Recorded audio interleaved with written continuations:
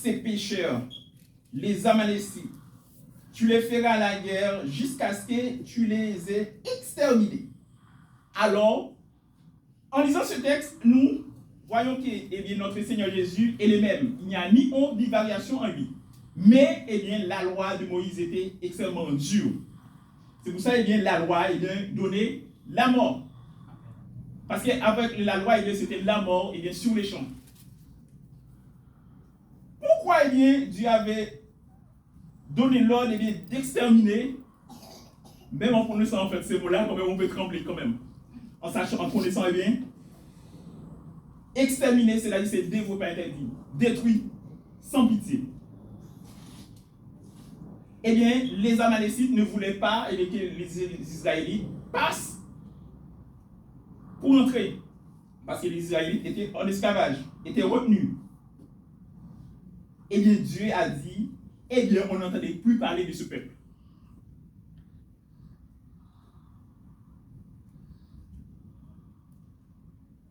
Eh bien, Saül était en guerre contre les Amalécites. Eh bien, il a gagné la guerre. Qu'est-ce qu'il a fait?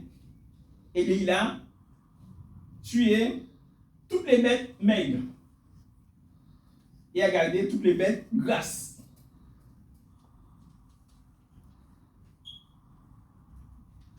Verset 19. Pourquoi n'as-tu pas écouté la voix de l'Éternel? Pourquoi t'es-tu jeté sur le butin et as-tu fait ce qui est mal aux yeux de l'Éternel? Quand on parle des butins, c'est-à-dire on dit, on a habitué en fait dans tout ça, par exemple les gens en fait qui viennent en fait des îles, en Guyane par exemple, et bien qui utilisent ce mot. Alors que butin, et bien ça veut dire que c'est quelque chose et bien que vous avez, comment dire, quelque chose que vous avez remporté, et bien en gagnant la guerre, eh bien ce que tu as remporté c'est un butin.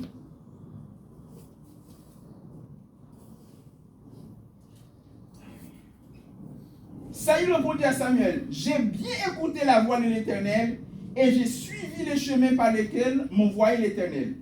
J'ai amené Agag, roi d'Amalek, et j'ai dévoué par interdit les Amalécites. Alors, eh bien, on dirait que, eh bien, Saül n'a pas compris en fait ce qu'avait dit eh bien, l'Éternel.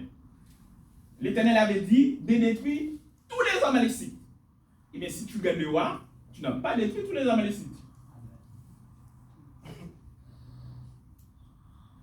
Mais le peuple a pris sur le butin des brebis et des bœufs comme prémisse ce qui devait être dévoué afin de les sacrifier à l'Éternel, ton Dieu, à Gilgal. C'est ce que Saül dit à Samuel. Samuel qui était juge et prophète en Israël.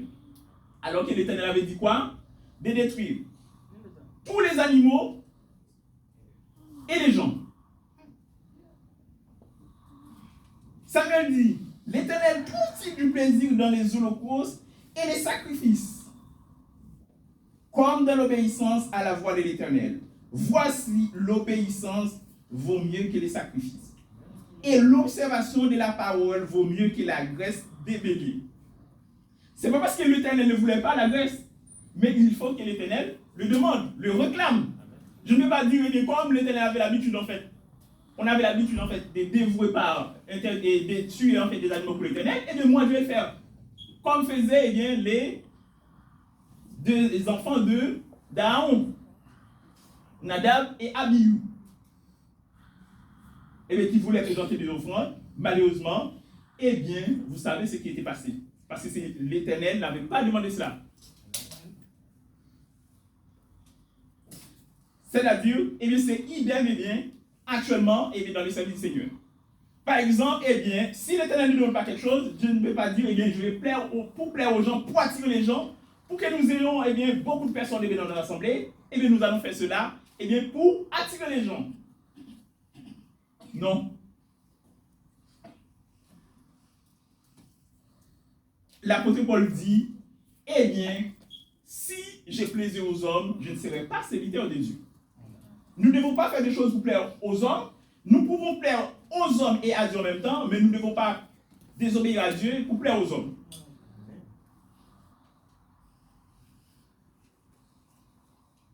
Verset 23. Car la désobéissance est aussi coupable que la divination. La désobéissance à la parole de Dieu est aussi coupable que la divination. C'est-à-dire la divination, c'est-à-dire ce sont les gens, eh bien, qui adorent, qui pratiquent la magie. C'est-à-dire on peut avoir une Bible en main et faire la magie.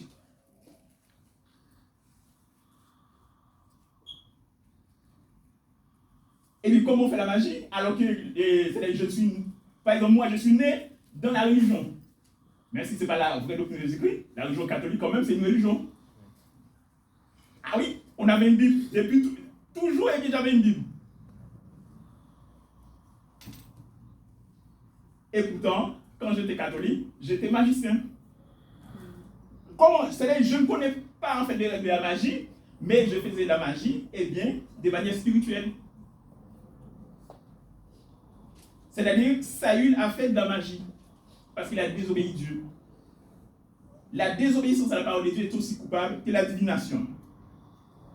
Et la résistance ne l'est pas moins que l'idolâtrie et les théraphimes. Résister. Comment on peut résister à Dieu? C'est-à-dire si Dieu dit fais à gauche, moi je fais à droite. Si Dieu dit voici ce que je demande et toi tu dis eh bien je n'aime pas ça. Eh bien c'est la résistance à Dieu.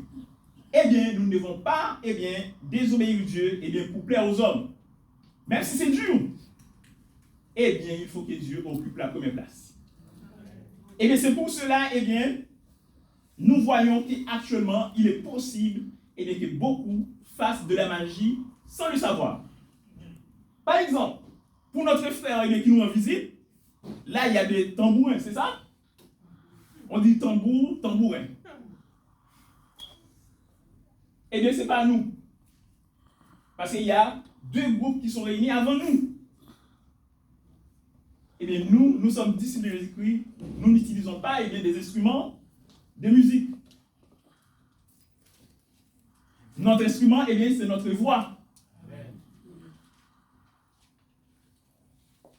C'est ce que déclare la parole de Dieu.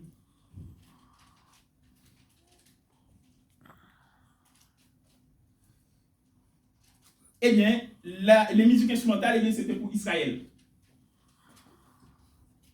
Et nous sommes plus sous la loi, mais nous sommes sous la grâce. Oui.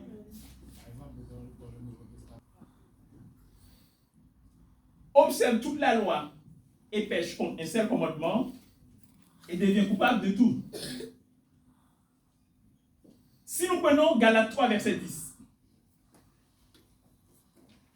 Ceux qui s'attachent aux œuvres de la loi sont sous la malédiction. Car il est écrit, maudit et quiconque n'observe pas tout ce qui est écrit dans les livres de la loi et qui ne le met pas en pratique. Et que nul ne soit justifié devant Dieu par la loi, cela est évident puisqu'il est dit, le juste vivra par la foi. Alors, comme dit Jésus, si on devait énumérer tout ce qui devait être écrit, c'est-à-dire qu'on ne pouvait pas porter une Bible. La parole nous dit, Jésus a fait beaucoup de miracles, etc. Mais on a rapporté l'essentiel. Il n'y a pas un texte qui dit qu'on ne devait pas jouer les musiques instrumentales. Mais il y a quelque chose que nous devons savoir. On nous parle des œuvres de la loi. Il faut que je sache, eh bien, les œuvres de la loi. Et bien, les œuvres de la loi sont la dîme, la moisson, la présentation des enfants au temple, les musiques, les instruments de musique. Tout ça, ce sont des œuvres de la loi.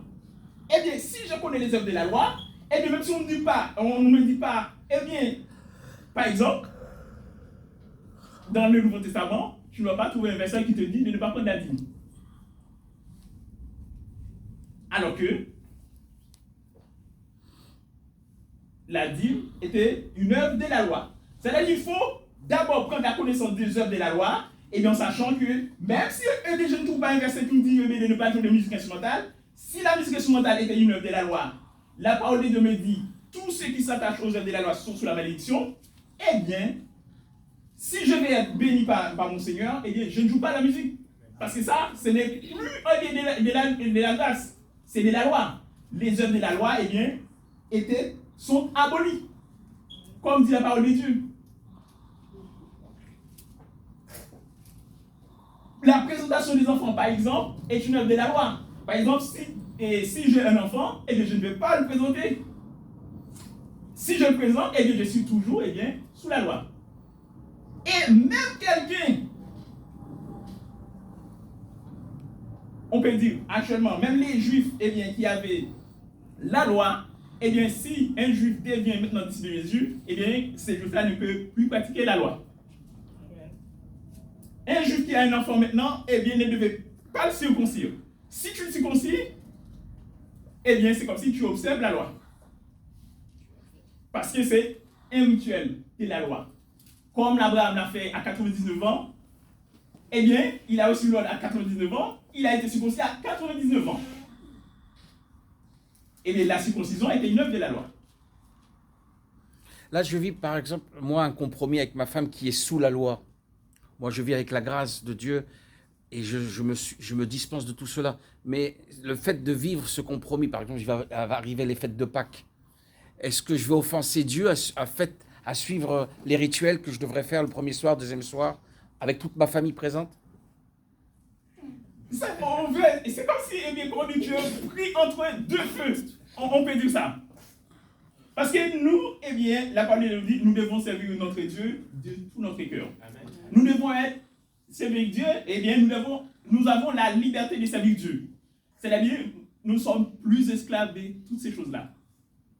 C'est pour cela, comment dire, c'est un peu compliqué, mais la réponse va être évidente. Parce que je ne peux pas avoir une réponse pour toi et une réponse pour les autres. Parce que nous avons une seule et même doctrine. Amen. La réponse, tu vas prier Dieu et nous allons prier Dieu pour toi pour que, un jour tu sois libéré de tous ces jours. Amen. Amen. Parce que, la parole de Dieu dit, tout ce que nous faisons sans conviction est un péché. Par exemple, si je l'ai fait juste pour plaire, à ma femme, à mes enfants, devant Dieu, je ne suis pas encore libéré totalement.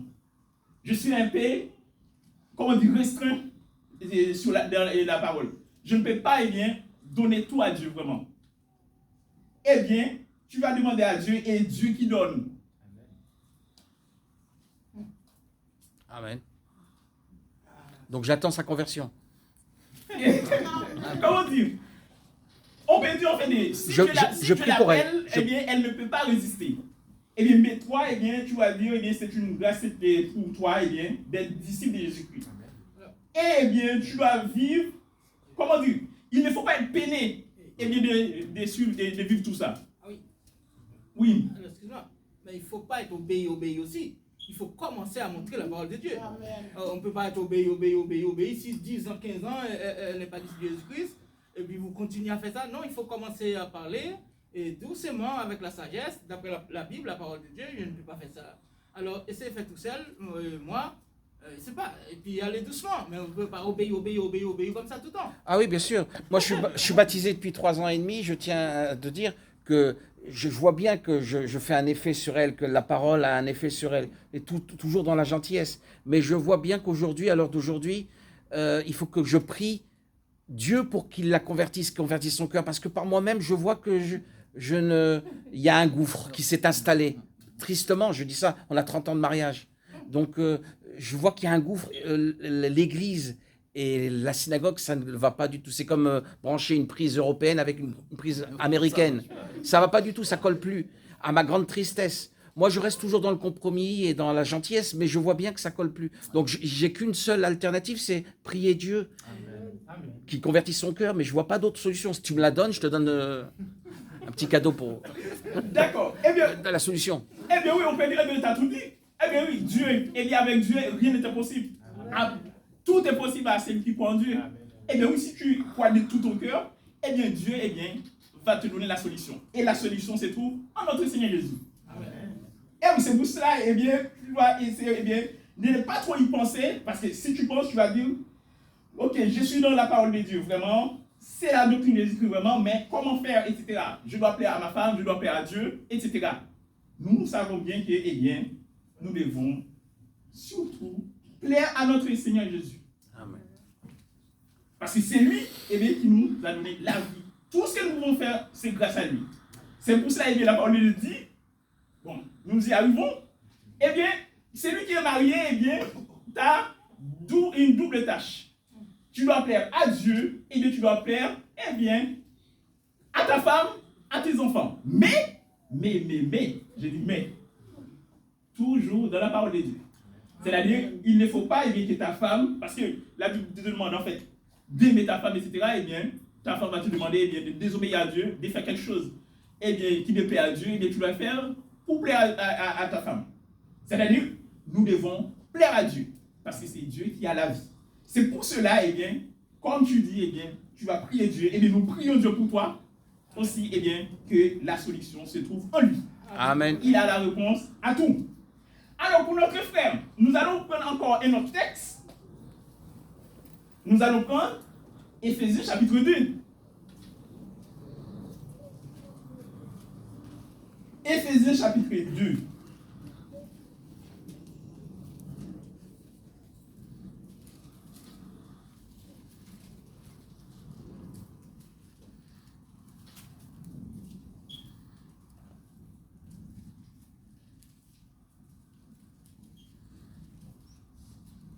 Si nous lisons les titres, les saluts par la grâce.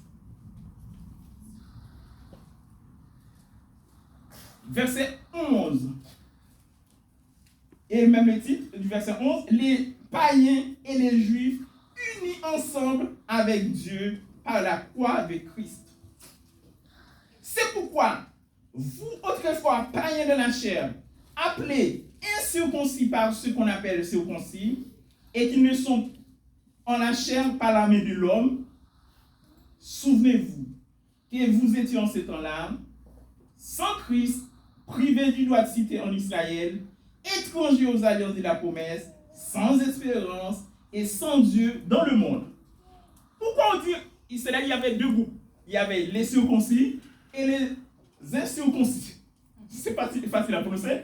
Les circoncis, ce sont les juifs, et les incirconcis ou païens, et bien c'est nous tous. Parce que Dieu avait choisi Israël pour son service. Eh bien, c'est pour cela, eh bien, Dieu, notre Dieu, est juste. Il a mis Israël de côté et pour que les païens puissent entrer.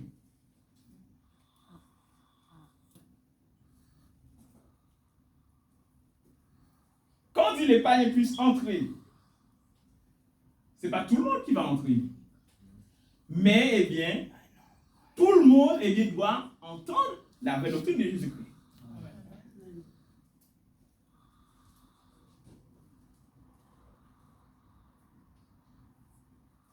Mais maintenant, en Jésus-Christ, vous qui étiez jadis éloignés, vous êtes rapprochés par le sang de Christ. C'est la vie des païens. Avec Christ.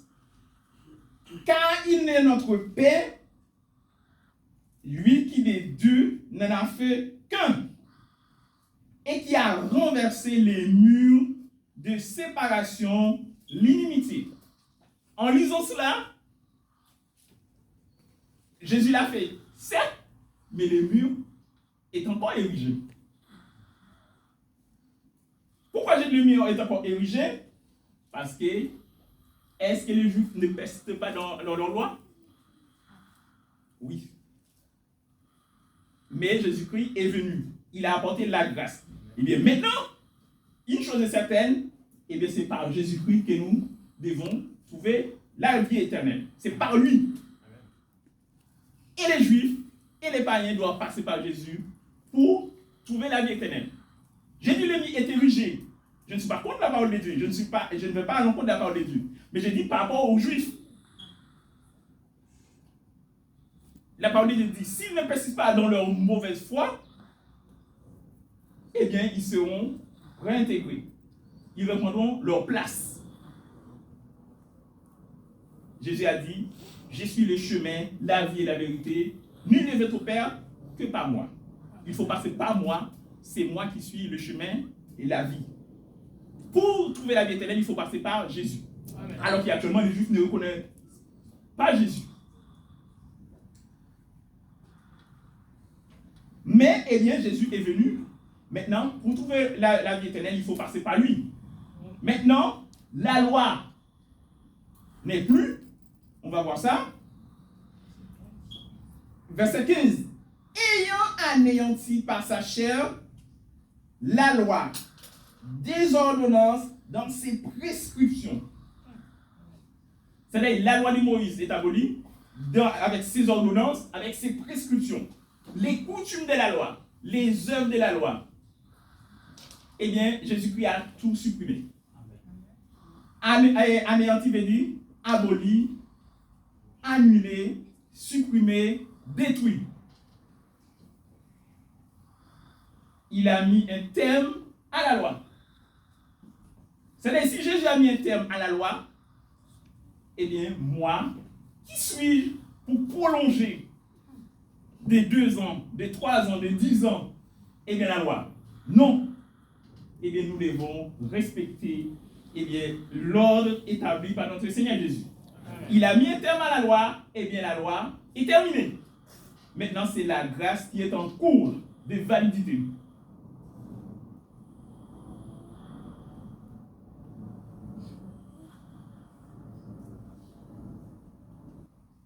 Est-ce que tu as posé la question pour ton beau-père ou autre chose? Il voulait le redresser. Mais, eh bien, on dit la loi est dure, mais c'est la loi. Ouza voulait faire du bien et malheureusement, Ouza a trouvé la mort. Pourquoi? Parce que Ouza ne faisait pas partie de la tribu des Lévites. Si tu n'es pas Lévite, eh bien, tu ne devais pas toucher un instrument, quelque chose, eh bien, appartenant au temple. C'est pour cela, vous imaginez actuellement si nous étions sous la loi, il n'y aura pas âme qui vive, comme on dit. Pourquoi? Eh bien, on pourrait dire presque toutes les nations utilisent, eh bien, les musiques instrumentales. Parce que, eh bien, c'est beau, c'est agréable, et bien, ça attire les gens. Et pourtant, eh bien, même les Israélites, les 11 tribus ne devaient pas, eh bien, jouer de la musique instrumentale. David avait choisi créer des Lévites pour en fait, faire cela dans le temps. Ils étaient au nombre de 4000. Oui, c'est-à-dire qu'il y avait les 11 tribus ne devaient pas jouer de la musique instrumentale, il n'y avait que les Lévites. C'est-à-dire qu'il n'y avait que les Lévites qui devaient réaliser, eh bien, des choses. C'est-à-dire que c'était une tribu consacrée, eh bien, au Seigneur. Parmi les 12, les Lévites, c'était pas compté. Hein. Ah oui, bien sûr. Bien sûr, les Lévites, quand même, c'est une tribu. C'est pour ça, on dit quoi? On dit la tribu de Lévi. Lévi, c'est un fils, en fait. Amen. Oui, c'est un des fils. C'est-à-dire, Lévi, c'est pas une tribu à part. Ok, on peut dire une tribu à part consacrée au Seigneur, mais Lévi, c'est un des enfants. On va aller dans la Bible. Eh bien oui. Ce texte-là, on ne pense même pas pouvoir toucher ce texte. Mais bon, et bien c'est pour cela que nous qui sommes disciples de Jésus-Christ, et bien je ne vais pas dire, et bien je vais écrire quelques textes, et bien j'ai préparé, et bien pour prêcher là-dessus. Non, pas du tout. Parce que c'est la parole de Dieu quand même, et bien, oui. Non, mais de toute façon, en fait, les 12 tribus, ils sont issus de Jacob. Oui, ce sont des 12 fils. Avec 13 enfants, une fille et 12 garçons. Oui, c'est ça. D'accord. Ok, on va prendre un chronique. En créole, c'est histoire. En français, c'est chronique. Un chronique 23. Âgé et rassasié de jour, établit Salomon, son fils, roi sur Israël.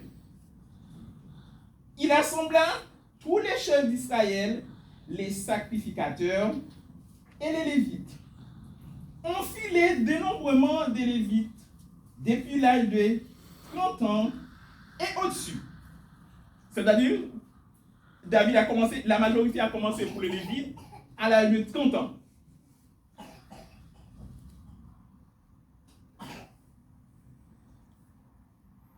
dénombrement des Lévites depuis l'âge de 30 ans et au-dessus, comptés par tête et par homme, ils se trouvèrent au nombre de 38 000. David dit qu'il y ait 24 000 pour veiller aux offices de la maison de l'Éternel. 6 000 comme magistrats et juges.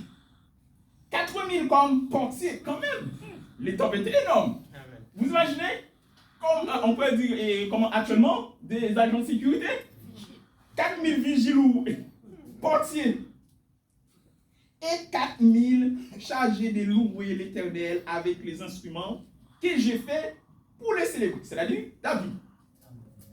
4 000 lévites, 4 000 portiers, 6 000 juges et 24 autres 000 qui devaient surveiller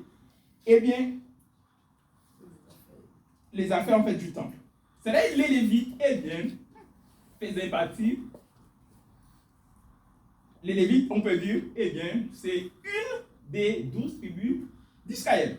Lévi était un fils de Jacob. C'est Lévi qui avait vengé sa sœur, Dina.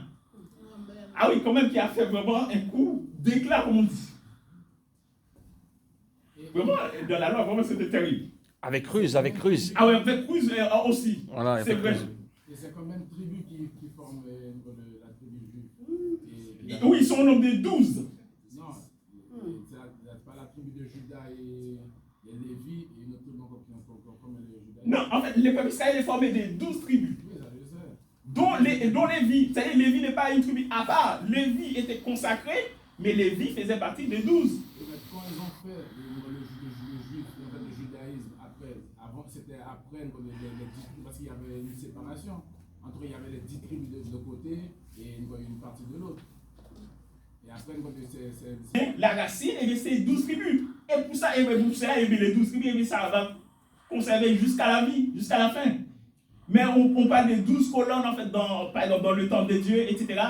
12 apôtres, etc. C'est les 12 tribus, les 12 fils d'Israël, de Jacob. Bon, Jacob était appelé Israël. Formaient le peuple Israël. C'est-à-dire, Lévi était une tribu d'Israël. Lévi était un fils de Jacob. Un des 12 fils de Jacob. C'est-à-dire, c'est lui, c'est cette tribu-là qui avait l'opportunité, la grâce même, de représenter, de travailler, pour Dieu dans le temple. Oui, de recevoir la dîme. Eh oui, parce que Dieu, a demandé aux 11 de travailler la terre, alors que les Lévites n'avaient rien. C'est-à-dire, les Lévites ne devaient pas travailler, ne devaient pas posséder non plus. Par exemple, les Lévites ne devaient pas dire, cette portion de terre m'appartient. Non. C'est l'Éternel qui était leur bien. Bravo, amen. Ils sont où cette tribu-là? On n'a plus aujourd'hui la connaissance de quelle est tribu, etc. Même quand quelqu'un du peuple d'Israël monte à la Torah, on dit plus tribu de Benjamin ou de Yehuda, etc. On dit fils de. Parce qu'on a perdu toutes les tribus. On ne sait plus où elles sont. On n'a aucune notion aujourd'hui, en 2023, de quelle appartenance fait partie cette famille juive, etc.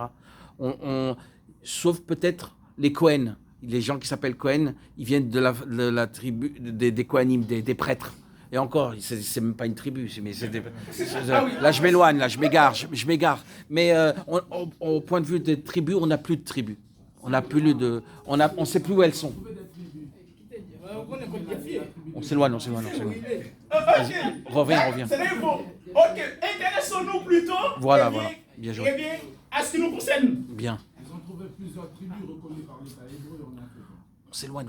Intéressons-nous plus à ce qui nous concerne, la parole de Dieu. En fait, du coup, ça, il n'y a aucun débat là-dessus. Le peuple Israël était formé des 12 tribus. Amen. D'accord? Et maintenant, nous venons de lire, revenons encore, Éphésiens 2, n'est-ce pas? Éphésiens 2, verset 15. Éphésiens, chapitre 2. On va lire à nouveau le verset 15. Ayant anéanti par sa chair la loi des ordonnances dans ses prescriptions, afin de créer en lui-même avec les deux un seul homme nouveau en établissant la paix et de les réconcilier l'un et l'autre en un seul corps avec Dieu par la croix en détruisant par elle l'inimitié.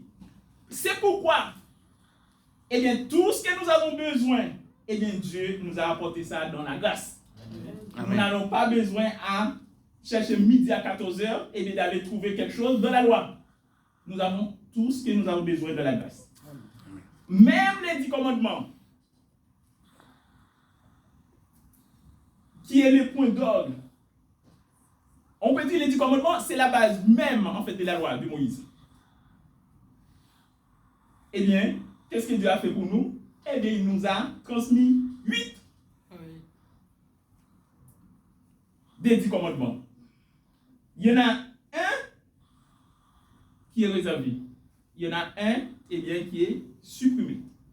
À savoir, le serment. Eh bien, maintenant, c'est oui et non. Parce qu'il y a des gens, en fait, surtout en fait, des gens qui font partie d'une religion, et bien, pour qu'ils te croient, eh bien, tu dois jurer. Si tu jures, c'est là que tu dis la vérité. Eh bien, tu dois dire tout simplement, eh bien, nous ne devons pas jurer, parce que nous sommes serviteurs de Dieu. Eh bien, la Bible dit, ne jurez aucunement. Amen. Que votre parole soit oui ou non. Tout ce qu'on ajoute vient du malin. C'est-à-dire, même la parole de Dieu nous dit, eh bien, avant, il y a des gens, eh bien, pour se justifier, eh bien, il utilise le serment. Mais Dieu, eh bien, il n'y a pas plus grand que lui, eh bien, intervient par lui-même. Il a fait le serment à Isaac, comme nous venons de chanter, et le chant là, qui est aussi écrit dans les psaumes 105. Et oui, la base de la loi. C'est-à-dire, Dieu nous a apporté tout ce que nous avons besoin pour être sauvés. Eh bien, la loi de Moïse est supprimée, est abolie. Toutes ces ordonnances, toutes ces prescriptions, toutes les coutumes de la loi, elles sont abolies. Toutes les cérémonielles, l'aspersion des sangs, etc. Parce que, eh bien, la dernière victime, c'était qui? C'était Jésus-Christ. Nous n'avons plus besoin de sacrifice maintenant. Parce que Jésus-Christ, eh bien, s'est offert lui-même en sacrifice, eh bien, pour nos offenses. Et bien, c'est pour cela, eh bien, il a éliminé, supprimé, aboli la loi. Maintenant, eh bien, vous êtes justifiés par le sang de Jésus. Frère, maintenant que je suis sous la grâce, si je fais, par exemple, j'ai envie comme ça de faire Shabbat ou de manger kasher ou de mettre les phylactères, les tefilines, en fait, j'offense Dieu. Parce que je triche avec Dieu, je me moque de Dieu, en fait. Et comment dire? Par exemple... Okay. Pourquoi je te dis ça? Parce que je te parlais du compromis avec ma femme. En fait, je ne sais plus où j'en suis, moi, dans cette histoire. D'accord. Par exemple, nous savons que, et en fait, selon la parole de Dieu, Israël avait un jour de repos. C'est ce qu'on appelle le Shabbat, repos, etc., qui est samedi. Eh bien, avec Dieu, nous n'avons plus de repos maintenant. Nous avons un jour de repos réservé. La parole de Dieu le dit. On va prendre les textes. On peut prendre même plusieurs. On va prendre Apocalypse chapitre 14, verset 13.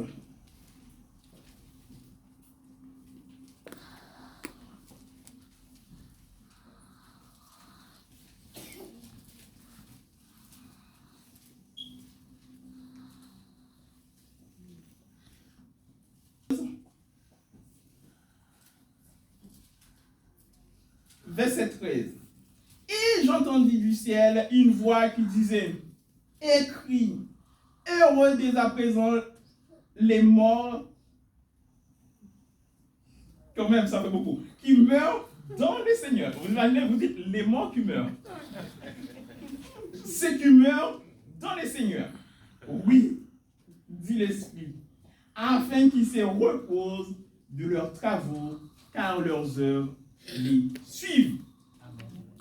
Eh bien, nous pouvons nous reposer tranquillement, eh bien, après notre mort.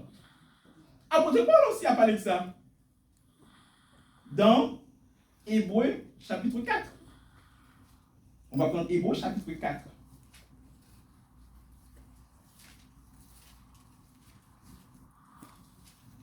Hébreux, chapitre 4.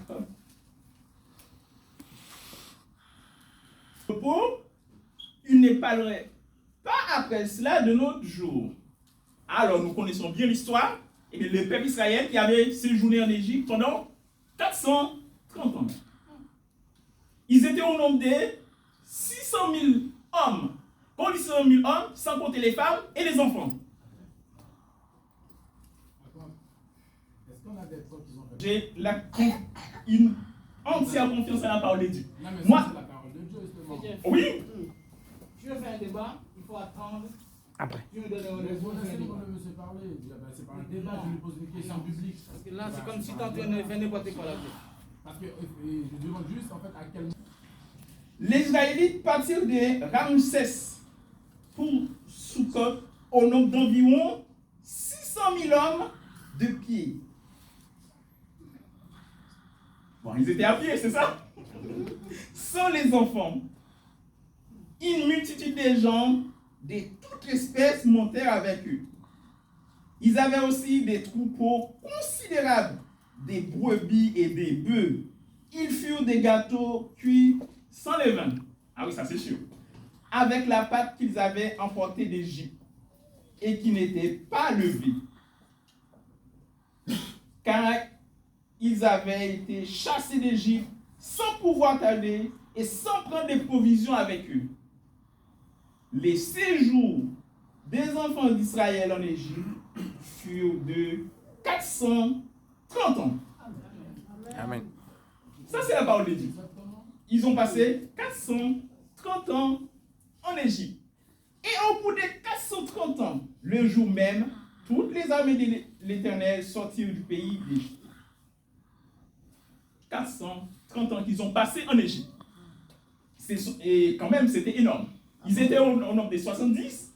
Eh bien, ils sont remontés à 600 000, sans compter les enfants, sans compter les femmes. Est-ce que parmi les, Tu vois, ça c'est bien précisé. est-ce que parmi les 70, est-ce qu'il y a des nations? Non, 70 en fait, ici en fait de Jacob. Pourquoi il a dit les Haïtiens ce sont et Israël? Moi, ça c'est le débat. Enfin, Non, dans la Torah orale, il parle qu'il y avait des Égyptiens aussi qui étaient convertis, qui allaient quand même, qui sont mêlés au peuple juif, parce qu'ils avaient, comme il y a eu les 10 plaies, ça a nourri leur foi. Donc des Égyptiens ont voulu se convertir, ils ont suivi le peuple juif, et c'est eux, lorsqu'il y a eu le moment du veau d'or, qui ont poussé le peuple juif à faire le veau d'or. les vaudors, Parmi les Égyptiens, on accuse aussi un petit peu les Égyptiens qui les ont voulu retourner à l'idolâtrie. Parmi même le peuple juif, attention, il ne faut pas accuser seulement les Égyptiens qui sont venus. Parmi le peuple juif aussi, il y avait des gens qui voulaient retourner en Égypte, qui se plaignaient de ne pas manger de viande, etc. Exactement, parce que quand même... Les râleurs. Ils devaient passer 40 jours, Voilà. quand même, dans le désert. À cause de la désobéissance, ils ont passé 40 années. Chaque jour se transforme en une année. C'est énorme quand même. Ah oui, le peuple a beaucoup souffert quand même.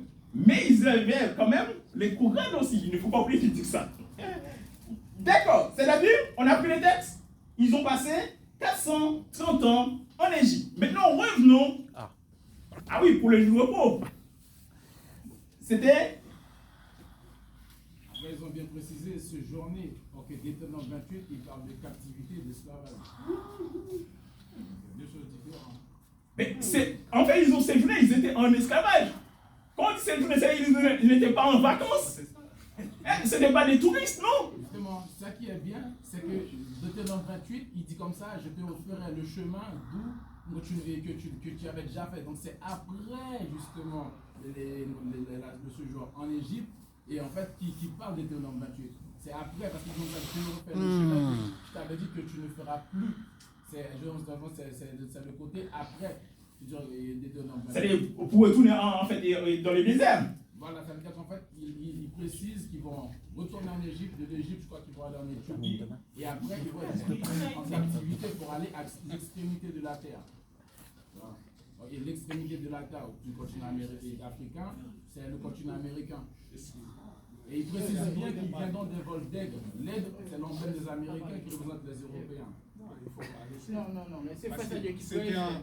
On continue parce qu'après il faut que je... Et d'accord. Ok, c'est-à-dire que nous sommes tous d'accord et bien que le peuple d'Israël a passé.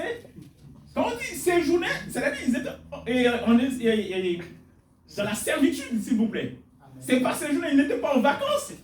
Ah oui, parce que quand même, ils étaient maltraités jour et nuit. Eh bien, c'est pour cela eh bien, que Dieu leur a donné du repos. Parce qu'ils n'avaient pas de repos en Égypte. C'est-à-dire qu'on parle de ce jour, on peut penser en fait qu'ils étaient tranquilles quand même. Non. Ils étaient dans la servitude pendant 430 ans. Aïe, aïe. Maintenant, revenons. Bien sûr, c'est mieux. Revenons en fait dans Hébreux chapitre 4. Je dois regarder l'heure aussi. C'est important. Hébreux chapitre 4. On a pris le verset 8. Car si Josué leur eût donné le repos, il ne parlerait pas après cela de nos jours. Pourquoi? Parce qu'il n'y avait que 2 personnes qui étaient entrées au Canaan. Josué et Caleb. Vous imaginez, ils étaient 600 000. Il restait que 2. Il y a donc un repos de sabbat réservé au peuple de Dieu. Recording stopped. Car celui qui entre dans le repos de Dieu se repose de ses œuvres, comme Dieu s'est reposé des siennes. Dieu a créé les cieux et la terre en 6 jours, et le 7e jour, il se reposa.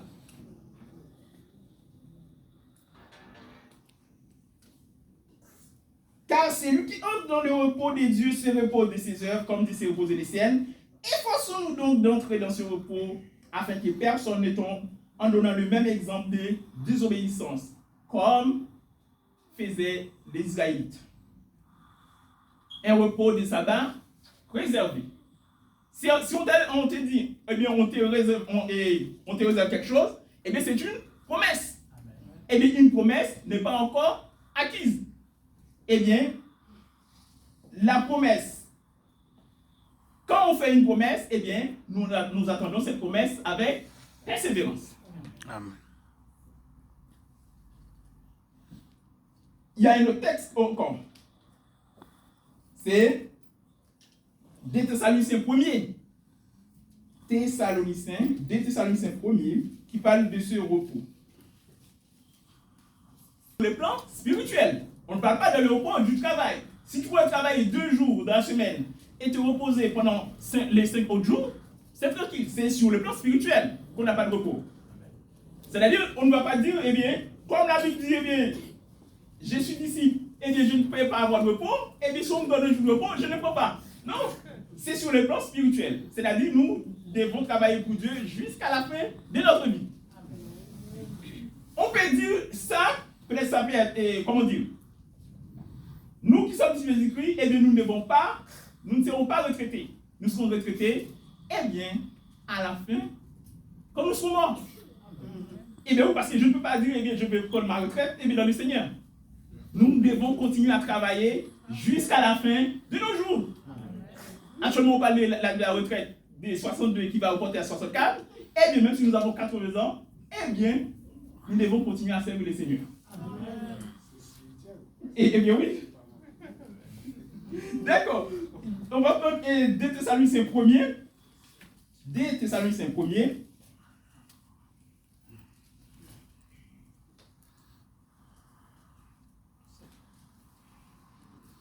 Verset 6.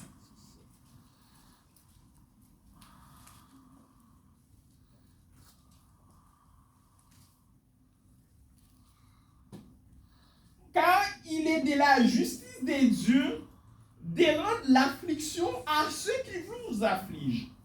Mais ce n'est pas nous qui allons demander de l'affliction pour les gens qui nous affligent. C'est Dieu qui peut le faire lui-même. Parce que la parole de Dieu nous demande de prier pour ceux qui nous maltraitent. Quand on dit prier, il ne faut pas oublier. Quand on prie, on ne demande pas, en fait, de la malédiction. Ah oui, parce que quand quelqu'un nous fait du mal, eh bien, on a tendance à venger. Mais la parole de Dieu dit, à moi la vengeance, à moi la rétribution. Amen. Quand on te demande de prier, il ne faut pas oublier, en fait, nous devons bien prier. C'est-à-dire de ne pas demander, en fait, du mal pour nos prochains. Il faut demander du bien pour ceux qui nous maltraitent. Demander à Dieu, en fait, que cette personne soit changée, que cette personne devienne ton disciple. Et bien, s'il est ton disciple, eh bien, déjà, c'est une vue de gagner. Amen. Parce que la parole de Dieu nous dit, Dieu ne veut pas, eh bien, la mort du pécheur. Il veut plutôt, eh bien, qu'il change. Oui, c'est ça la puissance de la parole de Dieu. On voit Jésus, là, la doctrine. Que la personne ne pas chercher la vengeance, etc.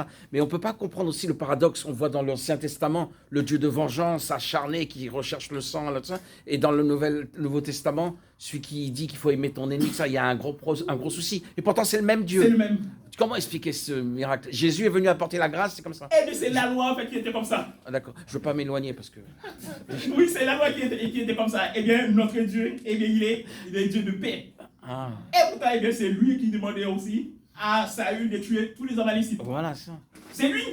Il n'a ni ombre ni variation en lui, mais c'était la loi qui était comme ça. Et bien maintenant, avec la grâce, eh bien, c'est la paix. Et bien, nous devons demeurer, eh bien, dans cette paix-là. Amen, avec ma femme aussi. Et oui, avec tout le monde. Tout simplement. 2 Thessaloniciens, chapitre 1er, verset 6.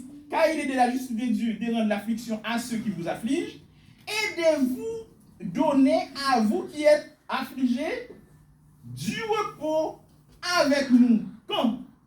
Lorsque le Seigneur Jésus-Christ apparaîtra du ciel avec les anges de sa puissance. Amen. Au milieu d'une flamme de feu, pour punir ceux qui ne connaissent pas Dieu et ceux qui n'obéissent pas à l'évangile de notre Seigneur Jésus. Amen. Nous aurons ce repos à l'apparition de notre Seigneur Jésus. Amen. C'est pour cela que nous devons travailler d'arrache-pied dans les Seigneurs. Amen. Mon frère, excusez-moi, c'est pas la même qui t'ai posé des questions. J'avais mon grand-père qui était vraiment quelqu'un, malheureusement, vraiment, j'ai dit ça avec de la peine, qui avait un bon cœur, qui vivait tranquillement, paisiblement avec tout le monde. Mais malheureusement, eh bien, il manquait les plus importants. Il n'était pas serviteur de Dieu. C'est-à-dire, la parole de Dieu nous dit, nos bonnes œuvres ne peuvent pas, en fait, grâce à nos bonnes œuvres, nous ne pouvons pas éviter, eh bien, de la gêne de feu. Il faut que l'œuvre soit accompagnée de la foi. C'est-à-dire, le plus important, c'est la foi. C'est-à-dire, même si je fais du bien, je vis bien avec tout le monde, c'est-à-dire, je suis prêt à être un serviteur de Dieu. Parce que, eh bien, je suis sur la bonne voie. Mais, si je fais tout ça, j'aurai déjà ma récompense sur la terre. Mais la récompense suprême, la récompense finale, je ne l'aurai pas. Eh bien, il faut que cela s'accompagne de la foi. Il faut avoir la foi et les œuvres, mais la foi sans les œuvres est morte. C'est-à-dire qu'il faut avoir les deux. Amen. Nous, actuellement, nous sommes disciples de Jésus-Christ, nous avons la foi. Amen. Eh bien, avec notre foi, nous devons pratiquer aussi des œuvres. Mais quelqu'un qui a des œuvres, qui n'a pas encore de la foi, eh bien, c'était suffisant. Eh bien, il faut que cette personne-là ait la foi, accompagnée de ses œuvres, eh bien, pour hériter de la vie éternelle. Amen. C'est-à-dire, eh bien, frère, eh bien, pour être sauvé, eh bien, il faut croire en Jésus-Christ. Oui. Je ne sais pas si vous me permettez, il y a un exemple clair dans la Bible. Acte 10, par exemple, pour Corneille, qui était quelqu'un bien, mais Dieu a fait quelque chose. Ce n'était pas suffisant pour lui. Exactement. Bien sûr, merci frère Emmanuel. Corneille vraiment, qui a fait des aumônes. C'est-à-dire qu'il donnait aux pauvres, comme on dit, parce que aumône, c'est donner aux pauvres. Et bien, mais Dieu, qui priait Dieu aussi. Et bien, Dieu voyait ses aumônes, et bien, Dieu prend plaisir à ses aumônes, et bien, il a envoyé qui? Pierre, auprès de lui. Pierre était qui? Un apôtre, un disciple de Jésus-Christ. Et bien, pour lui annoncer quoi? La bonne nouvelle. Et bien, c'est pour cela, eh bien, Corneille était les premiers païens et les convertis dans le christianisme. Les premiers païens. il a fait beaucoup de bien, eh bien, Dieu s'est souvenu en fait de tous ses biens, eh bien, il lui a envoyé la délivrance. Pourtant, on nous dit que Dieu, il donne pas grâce que le disciple le suive, pas par ses œuvres, pas par rapport à ses œuvres. Et oui, en fait, oui. Et comment dire, Dieu avait fait ça en fait pour connaître. C'est-à-dire, il faut toujours en fait qu'il y ait en fait des exemples pour nous qui sommes de Jésus-Christ. Par exemple, vous savez que c'était tellement compliqué. Pierre a vraiment été, on va dire les mots, dans l'embarras. Parce que pour lui qui est juif, tranquillement installé en fait et dans son coin, eh bien, c'était compliqué eh bien, d'aller vers des païens. Parce que la parole de Dieu, les Juifs ne devaient pas se rendre chez un païen. Il a même déclaré en fait à Corneille. Mais, eh bien, il a répété aussi, ça c'est la parole de Dieu. Eh bien, c'est que Dieu déclare pur, eh bien, tu ne peux pas le déclarer impur. Eh bien, tu ne voulais pas aller de toi-même. Eh bien, je connais, mais moi, je t'envoie. Pour apporter eh bien, la bonne nouvelle à Corneille. Oui, mais ma question, c'est que Dieu est venu chez Corneille à cause de ses œuvres, donc, et pas par la grâce. Et comment dire? Corneille aussi a reçu la grâce. Dieu, en fait, comment dire, a approuvé les œuvres de Corneille. Mais s'il n'y aurait pas les œuvres de Corneille, il aurait reçu la grâce de Dieu, Dieu aurait interpellé Pierre pour qu'il aille voir Corneille? Eh bien, oui, comme nous tous. Pardon, moi, je n'ai rien fait, et pourtant, j'ai reçu en fait la grâce de Dieu. Parce que vous connaissez, il y a la recherche de Dieu. C'est pour ça qu'il a envoyé Pierre. Exactement. Corneille était à la recherche, Corneille priait Dieu. Voilà, c'est comme... Moi, je recherche, exactement, c'est mon exemple, entre guillemets, rien à voir avec Corneille. Mais moi, je recherchais Dieu, malgré les œuvres, etc. Au-delà des œuvres, je cherchais ce Jésus. Je lisais secrètement. Et je pense que c'est pour ça que j'ai été appelé. Je pense. Oui, Je sais pas. Mais moi, comme il dit mon frère Samuel, c'est ça que c'est pas mes œuvres. Je vois bien que c'était pas mes œuvres. Parce que j'étais pas vraiment méritant. Malgré que j'étais dans la loi, je servais avec un zèle, etc. Je voyais bien que c'est le fait de chercher ce Jésus, juste intellectuellement à l'époque, avant même que je reçoive l'Esprit Saint, et ben m'a fait que j'ai été appelé, entre guillemets, je ne veux pas trop parler de moi, mais... Parce que s'il a dit, demande, il va donner. C'est la même chose.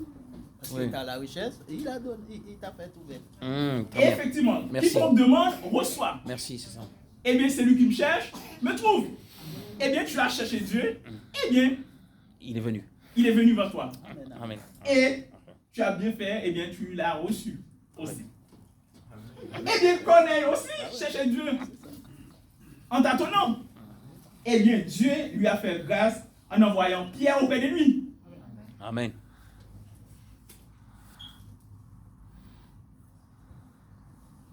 Il serait bien quand même de voir les textes, non? Avant de partir, non? Ce serait bien, parce que c'est quand même un exemple concret pour la question de notre frère. C'est Actes chapitre 10.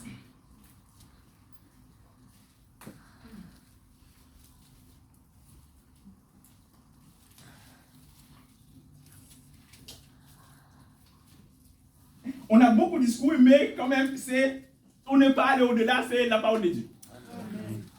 Actes chapitre 10.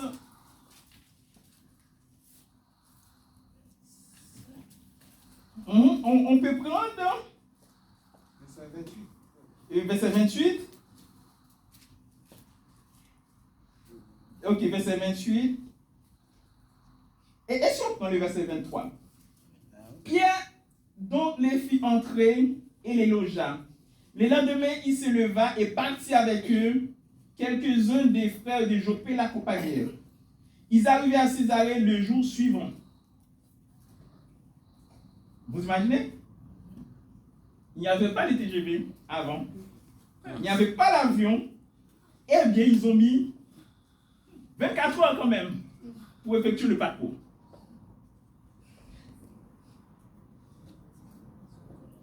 Lorsque Pierre entra, Corneille qui était... Non, je n'ai pas tout lu là, non? Verset 24, c'est ça? Ils arrivaient à Césarée le jour suivant. Corneille les attendait et avait invité ses parents et ses amis intimes. Lorsque Pierre entra, Corneille qui était allé au-devant de lui tomba à ses pieds et se prosterna. Vous imaginez? Parce que Corneille a dit, ça c'est plus grand que moi. Je vais m'incliner et je vais m'agenouiller. Eh bien, la parole de Dieu interdit ça. On ne doit pas se mettre à genoux devant même un ange du Seigneur. Même un ange. Et bien c'est pour ça aussi, on va prendre ce conseil-là, même pour nous les parents, parce que les Haïtiens avaient l'habitude de mettre ses enfants à genoux. Eh bien nous ne ferons plus ça. Nous pouvons punir nos enfants autrement. Ah, la Bible dit qu'on peut punir ses enfants. On ne pêche pas si on punit ses enfants. Mais il faut éviter de les blesser, etc. Mais on peut les punir. On va éviter de les mettre à genoux. Et oui, ce sont nos enfants, etc. On peut les punir autrement, en évitant en fait de les mettre à genoux. Qu'est-ce que Pierre dit? Mais Pierre le releva en disant, lève-toi, moi aussi, je suis un homme. C'est-à-dire, nous ne pouvons pas, adorer un homme, mais nous devons tous adorer Dieu. Amen. En conversant avec lui, il entra et trouva beaucoup de personnes réunies. Vous savez, leur dit-il. Ah oui, c'est le discours là, mes frères Jean, qui commence au verset 28. Qu'il est défendu à un juif de se lier avec un étranger ou d'entrer chez lui. Est-ce qu'un jour, en fait, tu pourras rentrer chez un de tes frères là? C'est possible? Moi? Réponds pour moi, réponds. C'est possible? Ouais. Eh bien oui. Pierre l'avait dit, mais Pierre était déjà arrivé. Il était déjà là. Bon, parce que quand même, Pierre n'avait pas le choix aussi. Mais, il a fait ce discours à Corneille. Vous savez, leur dit-il, qu'il est défendu à un juif de se lier avec un étranger ou d'entrer chez lui. Mais Dieu m'a appris à ne regarder aucun homme comme souillé et impur. C'est dans la vision. Et Pierre avait vu des animaux. Serpent. Et il avait vu de tout. Même le porc, qui était défendu, en fait, il est défendu à un juif avec de manger du porc. Parce que, le porc n'est pas un animal ruminant. Oui, tu m'as dit, maintenant je peux en manger. Oui, tu peux en manger, mais comme depuis que tu es né, en fait, tu ne l'as pas mangé, tu peux en manger, mais quand même, je pense chez toi, quand même, c'est impossible quand même de manger du porc. C'est pour cela, pour éviter quand même d'avoir des soucis, des problèmes de santé, tu peux continuer de ne pas manger. Mais, je fais pas de péché. Non, tu ne pêches pas. Mais tu ne dois pas dire, maintenant, si je mange, je pêche maintenant. Non, tu peux manger. C'est ce qu'on appelle la loi de la liberté. Je peux manger, je ne pêche point. Je ne veux pas manger, je ne pêche point. Mais je ne vais pas dire que, si je vois mon frère qu'il mange, je ne vais pas dénigrer mon frère en le regardant en fait avec dédain. Non. Parce que la parole de Dieu dit, toute nourriture est bonne à condition que vous le preniez avec action de grâce. Si Amen. tu pries sur un aliment, cet aliment-là est sacré. Amen. D'accord, verset 29. C'est pourquoi je n'ai pas eu l'objection à venir. Puisque vous m'avez appelé, je vous demande donc pour quel motif vous m'avez envoyé chercher. Alors, l'apôtre Pierre qui a dit ça, il sait bien. Mais n'oubliez pas la parole de Dieu. Vous devez déclarer vous-même. Il faut déclarer de sa bouche et de qu'on croit en Dieu. Amen. Corneille dit, il y a 4 jours, quand même, 4 jours étaient écoulés. À 7 heures ici, j'ai prié dans ma maison à la 9e heure. Quand on dit la 9e heure, c'est-à-dire c'est plus 9. C'est-à-dire il était 15 heures. Parce que la journée commence à 6 heures. La première heure du jour, on peut dire 6 heures, c'est le jour. La première heure du jour, c'est 7 heures, 8 heures, 9 heures, etc. 15 heures, c'était la 9e heure du jour. Et voici un homme vêtu d'un habit éclatant se présenta devant moi et dit, Corneille, ta prière a été exaucée et Dieu s'est souvenu de tes aumônes. Envoie donc à Jopé et fais venir Simon, surnommé Pierre. C'est-à-dire son vrai prénom, c'est Simon. Mais c'est Dieu qui l'a appelé Pierre. Il est logé dans la maison de Simon, corroyeur, près de la mer. C'est-à-dire Simon était chez un autre Simon. Aussitôt, j'ai envoyé vers toi et tu as bien fait de venir. Maintenant donc, nous sommes tous devant Dieu pour entendre tout ce que le Seigneur t'a ordonné de nous dire. Amen. Maintenant, eh bien, qu'on est prêt à écouter, eh bien, le message de la parole de Dieu. Alors, Pierre ouvre la bouche, dit, ça c'est un lapsus ça. En vérité, je reconnais que Dieu ne fait point exception des personnes. Mais quand toute nation, c'est lui qui le craint et qui pratique la justice, lui est agréable. Là, c'est une parole forte. Là, il n'y a pas de nationalisme, comme on dit là. Et bien maintenant, c'est Dieu. Comme il a dit dans Éphésiens 2, maintenant, eh bien, il a réuni toutes les nations en Jésus-Christ. Quand toute nation, c'est lui qui les craint et pratique la justice, lui est agréable. Il a envoyé la parole aux fils d'Israël en leur annonçant la paix par Jésus-Christ qui est le Seigneur de tous. Vous savez ce qui est arrivé dans la Judée après avoir commencé en Galilée à la suite du baptême que Jean a prêché. Vous savez comment Dieu a oint du Saint-Esprit et des forces Jésus de Nazareth, qui allait de lieu en lieu, faisant du bien et guérissant tous ceux qui étaient sous l'empire du diable, car Dieu était avec lui. Et surtout, il est dit. Nous sommes témoins de tout ce qu'il a fait dans le pays des Juifs et à Jérusalem. Ils l'ont tué en le pendant au bois. Dieu l'a ressuscité le 3e jour et il a permis qu'il apparût, non à tout le peuple, mais aux témoins choisis d'avance par Dieu, à nous qui avons mangé et bu avec lui, après qu'il fut ressuscité des morts. Et Jésus nous a donné de prêcher au peuple et d'attester que c'est lui qui a été établi par Dieu, juge des vivants et des morts. Alors, c'était un message vraiment édifiant. Tous les prophètes rendent de lui le témoignage que quiconque croit en lui reçoit par son nom le pardon des péchés. Si tu crois en lui, eh bien tes péchés seront pardonnés. Quand Pierre prononçait encore ces mots, le Saint-Esprit descendit sur tous ceux qui écoutaient la parole. Là encore, c'est un miracle.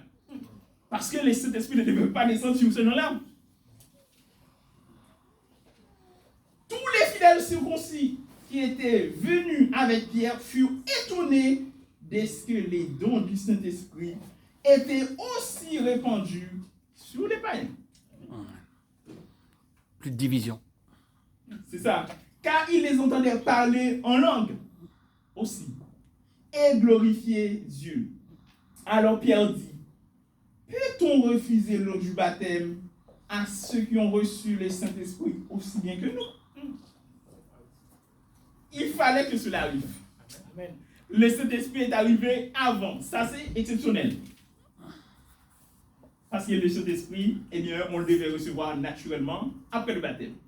Eh bien, Dieu a fait cela, eh bien, pour connaître les gens, eh bien, qui étaient avec lui. Les gens de sa maison. Alors Pierre dit, peut-on refuser l'eau du baptême à ceux qui ont reçu le Saint-Esprit aussi bien que nous? Et il ordonna qu'ils fussent baptisés au nom du Seigneur, sur quoi ils les prièrent de rester quelques jours auprès d'eux. Amen. Amen. Eh bien, ces gens-là ont reçu le baptême, s'il vous plaît, le même jour. Amen. Amen. Ah oui, ils n'ont pas eu le temps en fait, de le mettre sur le banc, quand même. Non, parce que le banc, mettre sur le banc, eh bien, ne fait pas partie de la parole de Dieu. Amen. Amen. Mais on voit que les prophètes, Simon, lorsqu'il a fait la louange, qu'il avait Jésus dans ses bras, Zacharie, tout ça, ils ont reçu l'Esprit Saint avant même le baptême. Ils ne connaissaient même pas Jésus. Non, comment dire, et ces gens-là, comment dire, ils ont reçu mais la parole. Ils ont, c'est pas qu'ils ont pas l'Esprit Saint. L'Esprit Saint. Ah. C'est-à-dire, ils ont connu Dieu. C'est-à-dire, ils ont vu le Messie. C'est pour ça, en fait, comment dire, Siméon a dit, maintenant, eh bien, je peux mourir tranquille, eh bien, j'ai vu le Seigneur. Amen. Et les prophètes? Ils avaient l'Esprit Saint, ils avaient... Non, l'Esprit Saint, comme on dit, est arrivé... Avec Jésus. Avec Jésus. D'accord. Bien que, et puis David, on peut dire David prophétisait, en fait, et comment dire, parlait en fait de l'Esprit. Mais, eh bien, l'Esprit Saint est arrivé. Parce qu'on quand on dit l'Esprit Saint, eh bien, c'est arrivé avec Jésus. Il a envoyé le Saint-Esprit. Le Saint-Esprit est arrivé le jour de la Pentecôte. Par exemple, les disciples qui étaient avec Jésus ne recevaient pas le Saint-Esprit. Ils n'avaient pas, en fait, reçu le Saint-Esprit. Parce qu'il faut que je m'en aille. Oui. Eh bien, oui, si je reste avec vous, eh bien, vous ne recevez pas, en fait, cette puissance. Parce que moi, je suis là. Et cette puissance-là, c'est moi-même. Vous ne pouvez pas le recevoir. Et bien, c'est quand il faut que je m'en aille, et bien, pour que vous recevrez, eh bien, la puissance de l'Esprit. Amen. Et Dieu est Esprit. C'était lui. Alors, oui, c'est pour ça, eh bien, Corneille a fait beaucoup de bien.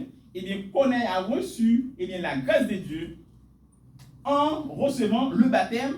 Et Corneille est devenu, s'il vous plaît, disciple de Jésus-Christ. Non seulement il a fait le bien, eh bien, il a fait des œuvres. Eh bien, les œuvres étaient accompagnées de la foi. Amen. Eh bien, nous aussi, eh bien, cette parole est certaine et véritable. Eh bien, cette parole demeure pour toutes les nations, pour toutes les générations. Eh bien, il faut croire en Jésus-Christ pour être sauvé, tout simplement. Amen. C'était le plaisir eh bien, de partager ce moment avec vous. Que la grâce de Dieu qui surpasse l'intelligence des hommes soit avec vous tous. Amen.